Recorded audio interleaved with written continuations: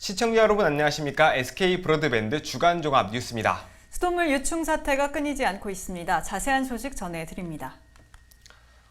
정부가 경인고속도로 지하화 사업을 재정사업으로 추진하는 방안을 검토하고 있습니다. 당초 지하화 구간은 신월 나들목부터 서인천 나들목까지인데요. 남청라 나들목까지 연장해 추진하는 방안을 검토 중입니다. 이정윤 기자의 보도입니다. 국토교통부가 올 연말에 발표 예정인 제2차 고속도로 건설 계획. 이 계획에 경인고속도로 지하화 사업을 반영하는 안이 검토되고 있습니다. 그동안 민자 사업으로 추진되다 무산된 지하화 사업이 재정 사업으로 추진되는 겁니다. 특히 사업 구간을 연장하는 방안도 검토 중입니다. 당초 사업 구간은 신월 IC부터 서인천 IC까지인데 남청라 IC까지 연장하고 전 구간을 지하화하는 겁니다. 총 사업비는 1조 8천억 원으로 예상됩니다. 신월 IC에서 남청라 IC까지 지하화 사업이 추진되면 교통 개선에 큰 효과가 있을 것으로 기대됩니다. 인천국제공항에서 제3연역교가 나지고 이게 이제 곧바로 남청라를 통해서 여의도까지 가는 길이 국제공항에서 아마 한 25분 정도면 갈 거예요. 청라나 이 가정 루원시티 쪽에서는 불과 15분 정도의 거리에 있습니다. 빠른 시간 내에 체증 없이 여의도까지 갈 수 있는 통로가 마련된다는 의미에서. 국토부와 한국도로공사는 현재 사전 타당성 조사를 진행 중입니다. 올 연말 용역 결과가 나올 예정으로 이후 예비 타당성 조사를 거쳐야 합니다. 인천뉴스 이정윤입니다. 인천발 KTX는 당초 출발역이 인천역이었지만 기술적인 문제로 송도역으로 바뀌었죠. EMU 260 열차를 투입할 경우 이런 문제가 해결된다고 합니다. 약 273억 원의 예산이 필요할 걸로 예상되는데 인천발 KTX와 월판선 출발점을 송도역에서 인천역으로 바꿀 수 있습니다. 이형구 기자입니다. 공주역에 고속철도 EMU 260 차량이 들어옵니다. 오는 12월 중앙선 투입을 앞두고 시험 운행을 하고 있는 겁니다. 시속 260km로 달릴 수 있는 차세대 고속철도. 주목할 점은 발판이 위아래 두 개가 설치되어 있다는 겁니다. 인천발 KTX가 수인선 인천역까지 못 들어오는 이유 중 하나가 바로 플랫폼 높이가 다르기 때문인데 이 열차를 활용하면 문제가 개선될 수 있습니다. 월곶 판교선 인천역 급행열차 추가 정차 검토 의견서입니다. 인천역 고상홈 일부를 구로 방향으로 100m 정도 연장하면 EMU 260이 들어올 수 있다고 분석했습니다. 필요한 비용은 273억 원으로 추산했습니다. 인천발 KTX를 인천역에서 출발하려면 시설 개선비로 1,633억 원이 필요하다는 기존 조사와 비교하면 83%의 예산을 줄일 수 있는 겁니다. 일반 중동차가 지금 쓰는데요. 260이 들어가면 이 스크린도 닮았습니다. 그래서 이걸 다 개보수를 해야 되는데 새로운 거. 그 비용이 그렇게 들어가는 거죠. 제가 최소 비용으로 뽑아보니까 203억 정도. 현재 EMU 260 차량은 송도역에서 강릉역까지 운행하는 걸로 계획돼 있습니다. 송도에서 여주까지 63분, 강릉까지 111분에 주파할 전망입니다. 만약 인천역에서 출발하면 여주까지 69분, 강릉까지 118분에 도착합니다. 특히 인천발 KTX도 운행 차량을 EMU 260으로 교체하면 인천역에서 출발할 수 있습니다. 예전에는 KTX 라인이 저상 플랫폼을 이용하기 때문에 그 플랫폼을 만드는 비용이 천문학적으로 들 걸로 생각했는데 이제 새로운 열차는 고상 플랫폼을 하기 때문에 기존의 플랫폼을 바꿀 이유가 없습니다. 그래서 비용을 한 8분의 1 정도로 저희가 낮추게 됐기 때문에 가능하리라고 봅니다. 한국철도시설공단은 오는 20일 인천역 현장 방문을 통해 역 확장 가능 여부 등을 점검한다는 계획입니다. 한편 월판선은 오는 8월 실시 설계에 들어가 2025년 개통할 전망입니다. 이 노선엔 급행 8편성과 완행 16편성이 운행할 예정입니다. 인천뉴스 이영구입니다. 수인선 신포역 주변 내항 일부대에는 100년 넘은 세관창고 건축물이 보존돼 있습니다. 역사적 가치가 높지만 일반인의 접근이 어려웠는데요. 인천시는 이 일대를 역사공원으로 조성해 시민들에게 개방하기로 했습니다. 배상민 기자입니다. 고풍스런 양식의 붉은 벽돌 건축물이 눈길을 끕니다. 개항 이후 인천항에서 관세 업무를 담당했던 인천 해관의 옛 창고. 창고 옆엔 선박과 화물관리 업무를 보던 선곡의 사무실과 화물계 사무실도 100년 넘게 자리를 지키고 있습니다. 근대 관세 행정의 역사를 보여주는 항만유산으로 2013년 국가등록문화재로 지정됐습니다. 문화재지만 보세구역으로 일반인의 접근이 어려운 이곳을 시민들의 품으로 돌려주는 움직임이 본격화됩니다. 인천시와 인천본부세관은 내양 일부두 옛 세관 창고를 세관 역사공원으로 조성해 시민에 개방하기로 협약을 맺었습니다. 양 기관과 중구청은 실무협의체를 구성해 내년 초 시민 개방을 목표로 역사공원 조성안을 마련할 계획입니다. 2년에 걸쳐서 인천세관에서 세관과 관련된 박물관을 조성하고 2년의 내부까지 볼 수 있도록 그런 개방 행사를 갖게 되겠습니다. 시는 2020년 내양 18부두 항만 기능 폐지에 맞춰 내양 18부두 항만 재개발 사업 이전에 단계적으로 우선 개방을 준비하고 있습니다. 18부두 개방에 대한 시초라고 보시면 되겠습니다. 1단계는 저희가 상상 플랫폼을 열었고 2단계로 세관 창고를 열고 3단계로는 제2여객터미널 부분을 여는 그런 계획을 갖고 있습니다. 지하철 신포역에 가깝고 기존 계양장 역사문화거리 코스, 인천 근대건축물 탐방 코스 등과 연계해 시너지 효과가 기대됩니다. 인천뉴스 배상민입니다.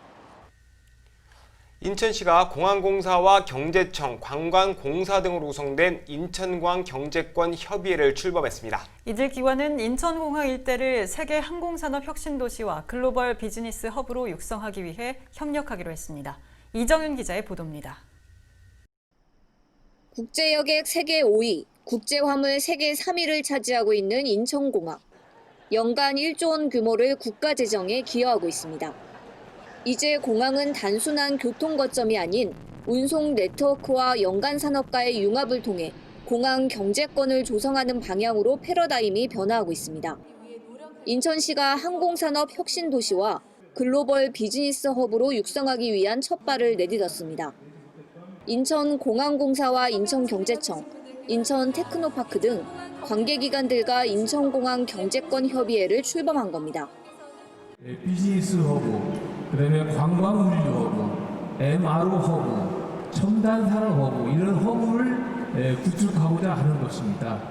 그래서 우리 공항의 자생적인 수요 창출 기반도 마련하고 지역사회의 신성장 거점으로서 그러한 걸 조성을 하려고 합니다.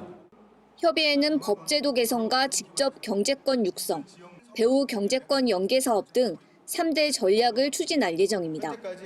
직접 경제권 육성을 위해선 항공물류단지 등 영종도 하늘도시 유보지 개발이 추진됩니다. 박남춘 인천시장은 관련법 개정의 중요성을 강조했습니다.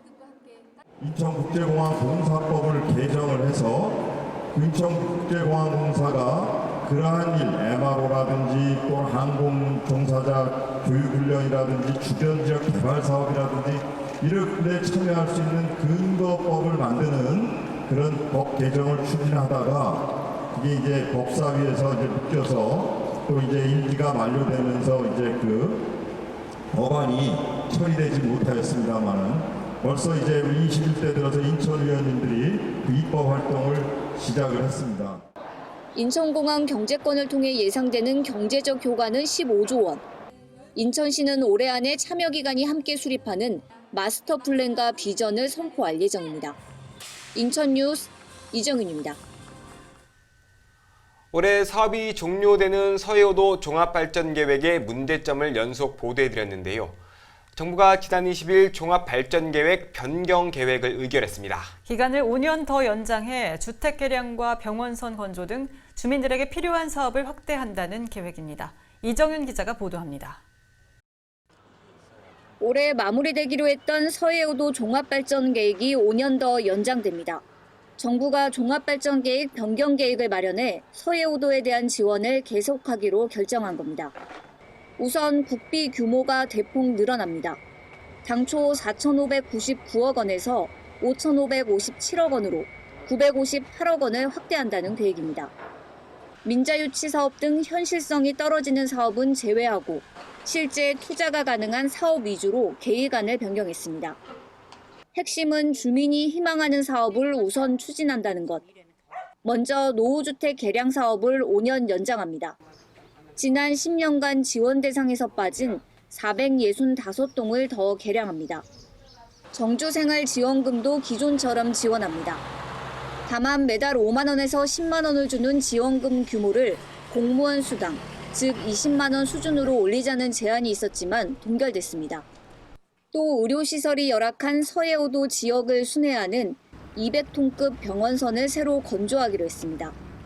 주민소득 증대를 위해선 지역 공동체 일자리 사업을 계속 지원하고 공공하수도 건설 등 대형 SOC 사업도 추진합니다. 백령공항 건설과 연평도항 건설, 백령항로 대형 여객선 도입은 관계부처 등과 함께 중장기적으로 검토해 추진하기로 했습니다. 정세균 국무총리는 10년을 내다본 종합발전계획을 수립했지만 제대로 집행되지 못한 사업들도 있었고 주민들의 기대에 부응하지 못했던 것도 사실이라며 주민이 희망하는 사업을 최대한 반영하려고 노력했다고 밝혔습니다. 인천뉴스 이정윤입니다. 인천 지역 수돗물에서 유충 발견이 끊이지 않고 있습니다. 공천 정수장에 이어 부평 정수장에서도 유충이 발견됐는데요. 유충이 어떻게 발생했는지 원인이 밝혀지지 않아 시민 불안이 큽니다. 이정윤 기자의 보도입니다. 서구에서 시작된 수돗물 유충 사태. 부평 정수장 수계에서도 깔따구의 죽은 유충 추정 물체가 확인됐습니다. 유충이 발견된 곳은 희망천과 원적산, 천마산 배수지 세 곳과 부평 정수장입니다. 부평 정수장은 서구 공촌 정수장과 달리 폐쇄형 시설로 고도 정수 처리 시설을 갖추고 있습니다. 그동안 부평 정수장에서는 두 차례 조사에서 유충이 발견되지 않았으나 배수지에서 유충 추정 물체가 확인된 이후 실시한 추가 정밀 조사에서 죽은 물체가 발견된 것입니다. 유충 추정 물체 발견 직후부터 인천시는 환경부와 K워터의 협조를 얻어 부평 정수장 수계에 대한 수돗물 정상화 프로세스를 추진하고 있습니다. 유충 관련 민원은 다른 지역까지 확산하고 있습니다. 서구뿐만 아니라 부평과 계양, 강화에서도 민원이 접수됐습니다. 13일 이전에는 10건 미만이었지만 15일에는 하루에 122건, 16일에는 160건, 17일에는 168건의 민원이 접수됐습니다. 18일에는 38건, 19일에는 46건의 민원이 발생했습니다. 인천시는 고도정수 처리시설에서 유충이 발견되자 정수장에 대한 모니터링을 확대하고 정밀 원인 조사를 벌이고 있습니다. 이를 위해 전문가 14명으로 구성된 조사반을 꾸린 상태입니다. 유충 발생 원인을 밝혀내고 재발 방지를 위한 대책을 마련하겠다는 계획이지만 시민들의 불안감은 커지고 있습니다. 인천뉴스 이정윤입니다. 인천 지역 수돗물 유충이 잠시 줄어드는가 싶더니 다시 증가세를 보이고 있습니다. 인천시는 모든 정수장과 배수지를 청소하는 등 수질 정상화에 안간힘을 쏟고 있습니다. 이어서 이형구 기자입니다. 각 가정은 물론 정수장과 배수지에서도 발견된 유충. 지난 9일 첫 확인 후 열흘이 넘었지만 여전히 발견되고 있습니다. 지난 15일에 55건이 발견된 뒤 감소세를 보였지만 다시 서서히 늘면서 21일엔 25건의 유충이 발견됐습니다. 인천시는 수질 정상화에 주력하고 있습니다. 10마리의 유충이 발견된 청라 배수지. 수도꼭지에 거름망을 설치해 하루 2번씩 유충 검출 여부를 확인합니다. 여기 왔다는 건 일단은 저희로서는 정상에서 오지 않았나라고 이제 생각이 들고, 또 만약에 여기도 저희가 아무리 잘 관리를 한다 하더라도 약간의 틈으로 어떤 내만한 날파리가 들어가서 알을 깔 수도 있을 수 있다. 다만 저희가 최선을 다해서 방충망 같은 거를 이렇게 설치를 해서. 앞서 공촌 정수장 청소를 마친 상수도사업본부는 금주 내 부평 정수장까지 청소를 완료한다는 계획입니다. 배수지 청소도 마쳤습니다. 검단과 영종 등 14개 지역 배수지에 저장된 물을 모두 버리고 청소한 뒤 다시 채웠습니다. 원래는 이제 1년에 2번, 6개월에 한 번씩 그 청소를 하도록 되어 있습니다. 이렇게. 그런데 그 청소를 이 유충이 있으니까 그 물을 버리고 다시 새 걸로 받고 또 버리고 받고 해서 순차적으로 해서 어제까지 이 3만 톤의 물을 다 교체를 새로 한 겁니다. 21일 18시 기준으로 인천 지역에서 발견된 유충은 모두 211건. 서구가 198건으로 대부분을 차지하고 계양구와 부평구가 6건과 5건으로 뒤를 잇습니다. 지난 18일 강화에서 발견된 유충은 검체 검사 결과 유충이 아닌 이물질로 판명됐습니다. 인천시는 정수장과 배수지를 청소하고 하루 30만 톤의 소화전을 방류하며 수돗물 정상화에 힘을 쏟고 있습니다. 인천뉴스 이영구입니다.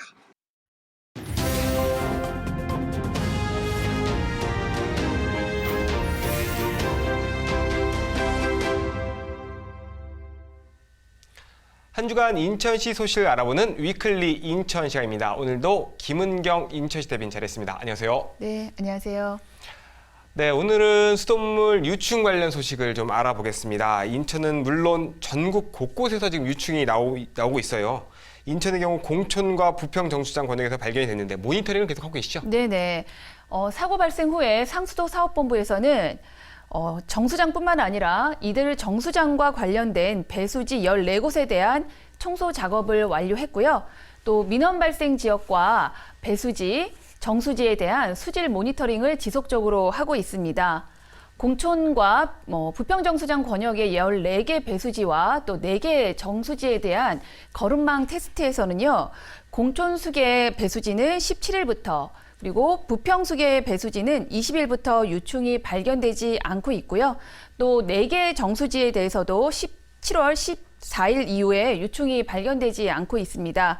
또 소화전 211개소와 또 민원 발생 지역 계량기 직수관 13개소에 대해서도 모니터링을 하고 있는데요. 7월 15일 이후 유충이 발견되지 않고 있습니다.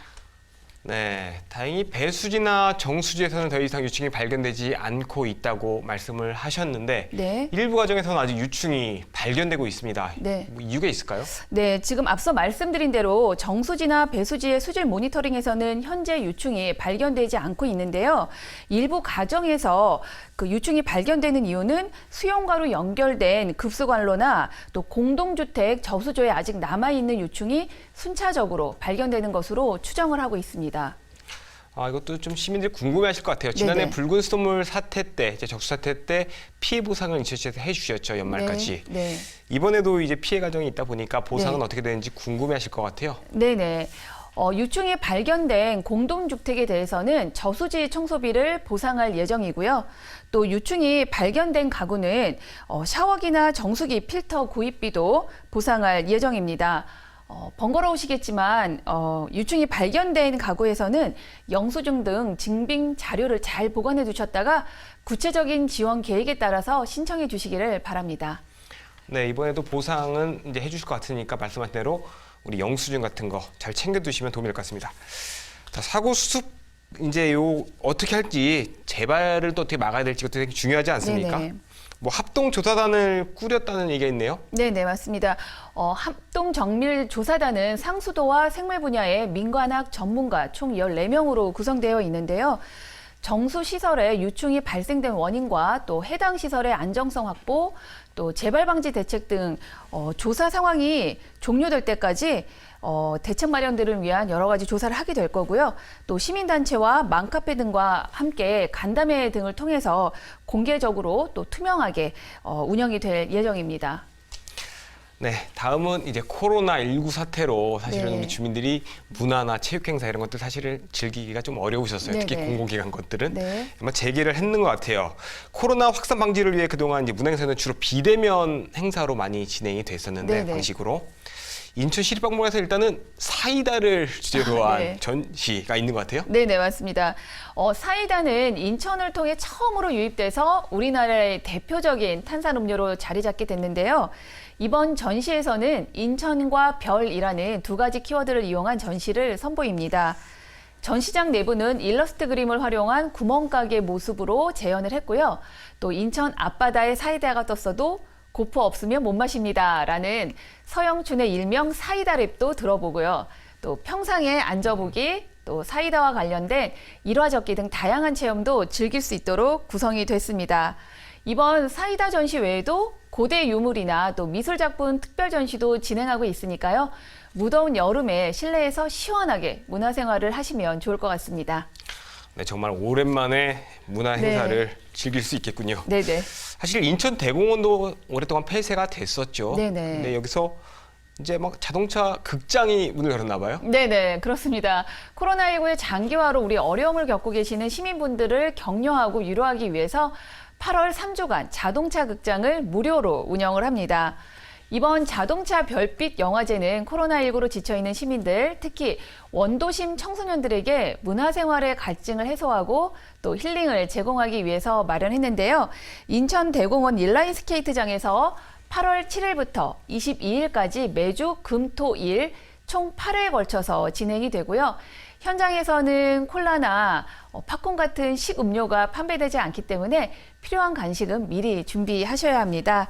현재 인천 시민을 대상으로 시 홈페이지 새소식란을 통해서 선착순으로 신청을 받고 있는데요.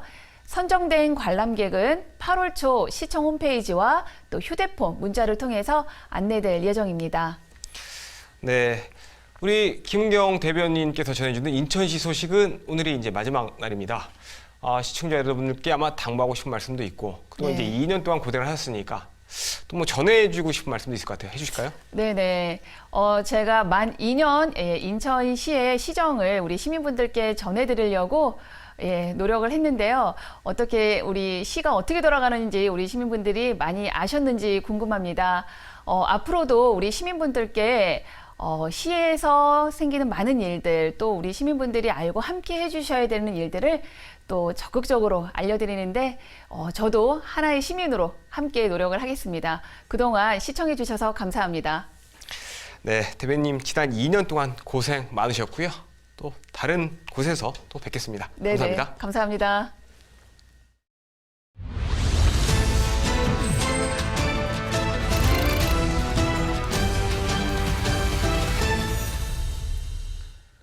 (6.17) 부동산 규제 원도시민 동구도 조정 대상 지역에 포함됐죠. 그러지 않아도 인구 유출이 심한 곳인데 규제가 더해지자 가장 먼저 집값이 하락했습니다. 성난 주민들은 행정소송을 준비하고 있습니다. 또 동구의회는 규제 해제 촉구 결의안을 채택했습니다. 이형구 기자입니다. 인천의 대표 원도심 동구의 한 주택가입니다. 외벽은 떨어져 나갔고 지붕엔 비가 새는 걸 막기 위해 천막과 비닐을 설치했습니다. 골목으로 들어가 봤습니다. 집주인들이 떠난 빈집이 한둘이 아닙니다. 부동산에 내걸린 주택 가격은 6,500만 원. 6.17 부동산 대책에서 조정 대상 지역에 포함된 동구의 현주소입니다. 얼마 전에 2,800에 하나 거래를 했어요. 잔금을 앞당긴다는 둥, 그 다음에 또 계약을 하려고 했던 사람들은 계약을 포기하는 사태도 일어나고. 실제로 동구는 6.17 부동산 대책의 직격탄을 맞고 있습니다. 동구 지역은 6월 22일까지 소폭이지만 상승세를 보였습니다. 하지만 두 번의 부동산 대책으로 3주 연속 하락세를 보이고 있습니다. 동구와 중구 주민들은 조정 대상 지역 지정 여건을 어긴 규제라며 헌법 소원을 준비하고 있습니다. 소비자 물가지수 1.3배를 초과하는 주택가격 상승이 있어야 되는데 그것도 없고, 또 분양권 경쟁률 자체가 5대1을 넘는 것도 당연히 없고, 그리고 분양권 거래량이 3개월 동안에 전년 동기 대비해서 30% 이상 늘어나는 그런 기준도 해당이 되지 않습니다. 전혀 조정지구 지정에 대한 근거가 없는데도 불구하고 동구를 그냥 인천시에 내륙에 있다는 걸로 인해서 그냥 끼워서 조정지구를 지정한 것에 불과하기 때문에 저희는 반드시 철회되어야 된다고 생각하고 있습니다. 동구의회도 강하게 반발하고 나섰습니다. 이번 규제로 재산권을 침해하고 주거환경 쇠퇴를 가속화한다며 조정 대상 지역 해제 촉구 결의안을 채택했습니다. 관계 당국의 행정 편의주의적인 행태에 대한 실망감과 동구 지역 주민의 재산권 침해에 대한 좌절감을 절실히 느끼고 있으며 인천 동구 지역적 특성을 두루 살피고 규제 지역 설정 및 각종 행위 제한에 따른 선의 피해자가 발생하지 않도록 조정 대상 지역 지정 해제를 강력히 요구하고 있다. 동구 주민들은 8월부터 행정소송을 위한 주민 모금 활동에 돌입한다는 계획입니다. 인천뉴스 이영구입니다. 32개의 하천이 있는 인천은 풍부한 수자원을 보유하고 있는데요. 하지만 그만큼 현안도 많습니다. 지역 현안이 무엇인지 점검하고 대안을 모색하는 선상토론회가 열렸는데요. 현장에 이정윤 기자가 다녀왔습니다. 인천의 하천 현안을 점검하는 선상토론회. 환경 전문가와 시민사회단체가 한자리에 모였습니다. 인천은 하천과 바다 등 풍부한 수자원을 보유하고 있는 만큼 현안도 많습니다. 관리 사각지대에 놓인 한강하구 문제부터 도시 지역의 물 부족, 각종 개발 계획 논란까지 현안에 대한 다양한 의견이 오갔습니다. 한강 수기에서 내려온 물들에서 또 내려온 그 육상 오염 쓰레기들이 내려와서 가라앉거든요. 가라앉은 것을 저희 마음으로 훑어내다 보면 같이 긁어 올라오거든요. 그런 거를 환경부에서 수거한다고 하는데 제대로 수거를 못하고 있어요. 하나가 복원되었을 때 그 효과가 어떤 것이 있느냐 하는 걸 사실 이수칠 수도 있지만은 환경이라는 것 그리고 생물 다양성이 지금 우리 도심에서는 그냥 방치하면은 100% 이거는 자연스럽게 될 수가 없습니다. 최근에는 습지보호구역 내 도로 건설 계획을 두고 논란도 큽니다. 인천과 안산을 잇는 제2외곽순환도로와 가칭 백옷대교가 대표적입니다. 하천 주변의 수변 공간 조성을 위해선 통합적인 조성 방안을 마련해야 한다는 지적입니다. 주민 친화적 수환경 개선을 위한 노력이 필요한데 행정기관과 주민들로 공동 협력 체계를 구축을 해야 되고요. 그다음에 주민 역량 강화를 통해서 운영 및 유지 관리에 함께 참여하는 모습이 필요하고요. 특히 이번 선상 토론회는 바다에서 인천을 바라보다라는 주제로 열렸습니다. 토론회 참가자들은 연안부두와 습지보호구역, 송도 11공구 등 현장을 직접 둘러보며 지역 현안을 청취했습니다. 인천뉴스 이정윤입니다. 동구의 유일한 섬 작약도 이름이 물치도로 환원됩니다. 일제강점기에 일본인이 지은 이름을 100여 년 만에 바로 잡는 겁니다. 동구는 천혜의 자연을 그대로 보존해 후손에게 물려준다는 구상입니다. 이형구 기자입니다. 영종도 구읍배터와 지근거리에 있는 작은 섬. 작약도란 이름으로 알려져 있지만 원래 이름은 물치도입니다. 대동여 지도를 보면 백운산, 즉 영종도 옆에 물치란 글귀가 적시된 걸 볼 수 있습니다. 강화의 옆에 거센 조류를 치받는 섬이라 해서 붙여진 물치도는 일제강점기 일본인에 의해 이름이 작약도로 바뀝니다. 잃어버린 이름 물치도를 약 100년 만에 되찾았습니다. 국가지명위원회가 동구 만석동 산 3번지 작약도 이름을 물치도로 변경 의결했습니다. 100여 년 전에 바로 물치도였었는데 그 일제강점기 시절에 그 일본인이 작약에 봉우리 같다고 해서 작약도라는 명칭이 그때부터 쓰여졌던 겁니다. 그래서 역사적인 어떤 정체성도 다시 확보도 하고 일본의 그 잔재도 청산하는 1996년 유원지로 지정된 물치도. 한때 피서지로 각광받았지만 현재는 폐허처럼 방치돼 있습니다. 인천시가 공영개발로 부활을 꿈꾸던 물치도는 올해 법원 경매로 섬 소유권이 바뀌면서 그 계획도 멈춰졌습니다. 그 사이 7월 1일 유원지에서 자연 녹지로 환원됐습니다. 동구는 지역의 유일한 섬을 잘 보존해 자연 친화적인 구민의 안식처로 조성한다는 구상입니다. 그 물치도 바로 앞에 북측 측면에는 우리 해양수산부에서 약 10만 평 정도를 그 매립할 예정으로 있어서 바로 거기에 그 국립공원으로 조성할 예정에 있습니다. 그래서 저희 동구는 물치도는 천연 자원 그대로 보존을 하는 게 우리 후손에게 또 물려줘야 될. 물치도는 만석동에서 약 4.8km 떨어져 있으며 대나무 숲과 1.2km의 해안선 등을 갖추고 있습니다. 인천뉴스 이영구입니다. 코로나19 여파로 대부분의 대학이 온라인 학습을 했죠. 경인고대가 이와 관련해 인천에선 최초로 장학금을 지급하기로 했습니다. 교육부도 조만간 학교의 온라인 학습 인프라 지원 사업을 지원할 방침입니다. 배상민 기자입니다. 코로나19 영향으로 초중고는 물론 대학들도 대부분 1학기 수업을 온라인으로 진행했습니다. 수업의 질 저하 우려에 따른 등록금 환불 문제가 전국적으로 논란이 있는 가운데 경인교대가 인천 지역 대학 가운데 처음으로 코로나 관련 장학금을 지급하기로 결정했습니다. 학생들의 온라인 수업 지원 장학금으로 올 1학기 재학생 3,775명에게 10만 원씩 지급할 예정입니다. 학생들이 급작스러운 사태에 갑자기 학습 환경을 구축하는데 다양한 어려움이 있었을 거고 이제 그런 것들을 지원하기 위해서 온라인 학습 지원 장학금이라는 장학금을 지급하게 되었습니다. 인하대와 인천대, 재능대, 경인여대 등 다른 학교들은 아직 확정된 사항이 없다며 조심스러운 입장입니다. 이런 가운데 정부의 3차 추경안 통과로 마련된 코로나19 관련 대학 재정 지원 사업도 속도를 내고 있습니다. 대학 등록금 환불에 대해서는 대학과 학생들이 협의해서 해야 되는 거에 기존 입장은 계속 왔었고요. 이번에 추경에서 통과된 1,000억 원은 이제 우리가 간접 지원이고요. 이제 대학이 이제 그 환경 변화 때문에 힘들어졌기 때문에요. 고등교육 질이 이제 떨어질 수가 있으니까 그거를 올리기 위한 간접 지원으로 형태로 해서요. 총 예산 1,000억 원 규모로 4년제 대학은 760억, 전문대엔 240억 원이 지원됩니다. 대학에서 이제 특별 장학금을 지급했든지 안 그러면 학생들을 위해서 자구 노력을 얼마큼 했는지를 종합적으로 검토하라고 했고요. 그를 검토한 결과에 따라서 우리가 집행 계획을 이제 7월 말까지나 8월 초에는 집행 계획을 수립할 예정입니다. 인천뉴스 배상민입니다.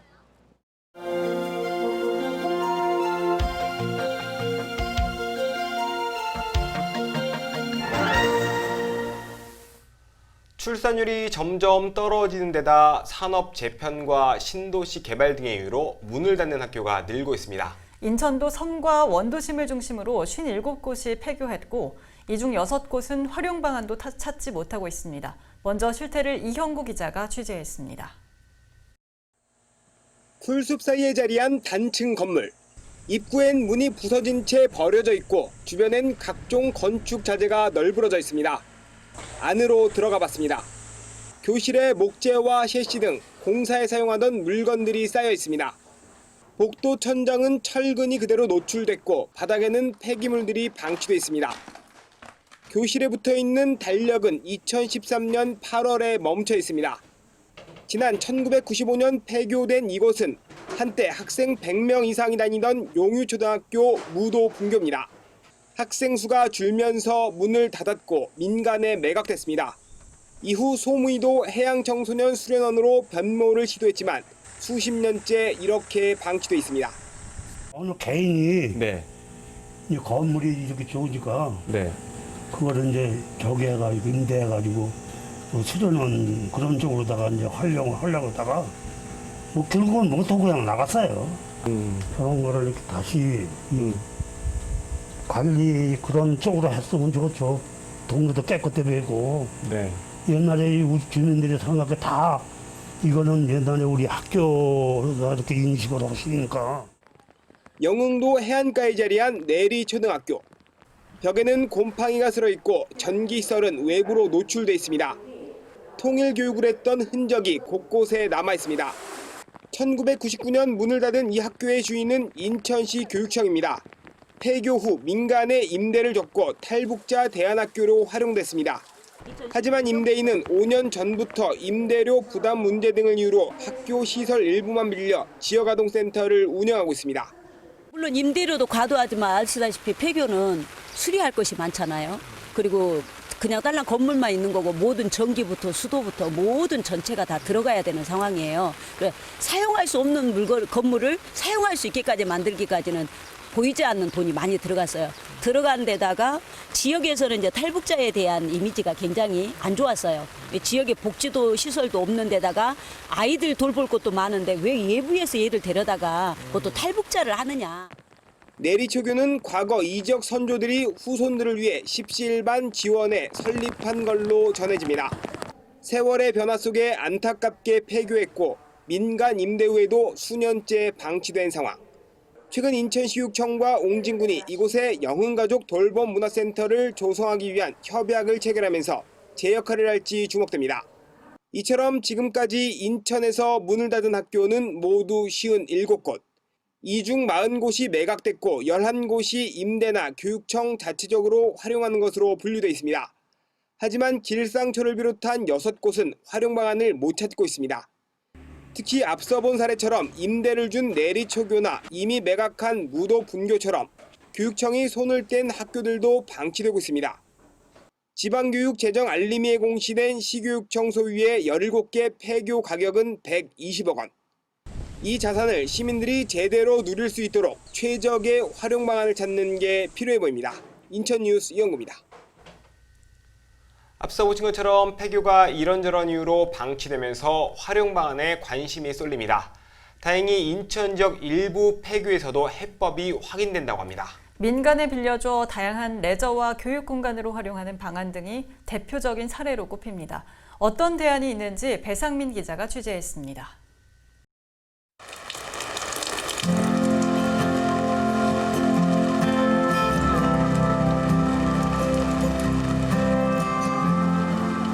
빗소리를 벗삼아 텐트 안에서 바베큐를 굽는 손길이 분주합니다.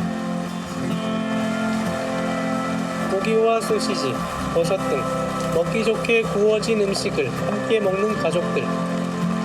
바쁜 일상에서 벗어나 여름 휴가를 보내려고 찾은 곳은 폐교를 활용한 캠핑장입니다. 가족끼리 요새 시간을 보낼 시간이 많이 없어서 한번 강아지랑 같이 캠핑 오면 좋겠다 해서 근교로 왔어요. 폐교를 활용한 공간이다 보니까 일반 캠핑장에 비해서 더 아늑한 기분이 드는 것 같아요. 손때 묻은 낡은 물건들이 복도를 차지한 낡은 폐교가 운치를 더합니다. 제가 캠핑을 좋아하다 보니까 이렇게 버려진 공간들을 이렇게 캠핑과 접목해서 강화 지역에서 또 문화가 살아있고 역사가 살아있는 이런 공간을 활용한다는 게 상당히 뜻깊은 것 같아요. 5억 4천만 년 전 고생대 생물 삼엽충과 중생대 암모나이트 화석, 신생대 원시 코끼리와 코뿔소 뼈조각이 눈길을 끕니다. 조개류 화석과 조류 박제 등 다양한 볼거리는 물론 아이들이 점토나 나무로 공룡을 만드는 체험 프로그램도 운영 중입니다. 이곳 역시 20년 전 문을 닫은 폐교를 활용한 자연사 박물관. 올해부터는 운동장에 글램핑장도 마련됐습니다. 교육청에서 폐교를 빌려 운영하고 있지만 어려운 점도 적지 않습니다. 교육청이 자산 관리하는 측면에 있어서 장기 계약을 할 경우에 이제 교육청 입장에서 운영이 어렵다고 해서 그쪽의 입장에 의해서 계약을 하게 됐습니다. 그래서 지금도 단기 계약을 하다 보니까 저희가 장기 플랜을 짜서 사업을 추진하기에 좀 어려운 점들이 많습니다.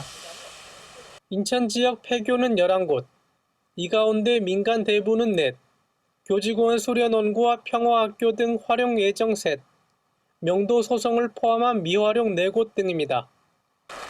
인천뉴스 배상민입니다. 사이다면 어떤 게 가장 먼저 떠오르시나요? 인천 앞바다로 시작하는 노래가 생각나는 분들도 있으실 텐데요. 인천시립박물관이 사이다를 주제로 한 전시회를 선보이고 있어 눈길을 끄고 있습니다. NIB 장보승 기자가 다녀왔습니다.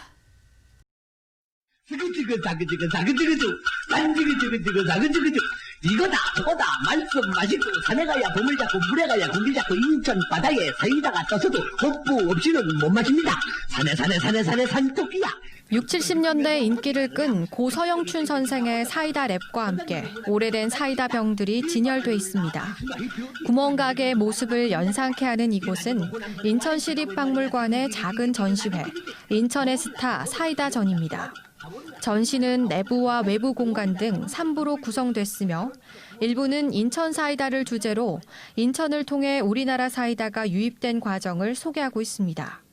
또 2부에는 전국적인 인기를 끌었던 스타 사이다와 그 영향으로 사이다에 붙여진 별에 대한 이야기가 담겨 있습니다. 인천 앞바다에 사이다가 떴어도 고프 없이는 못 마십니다.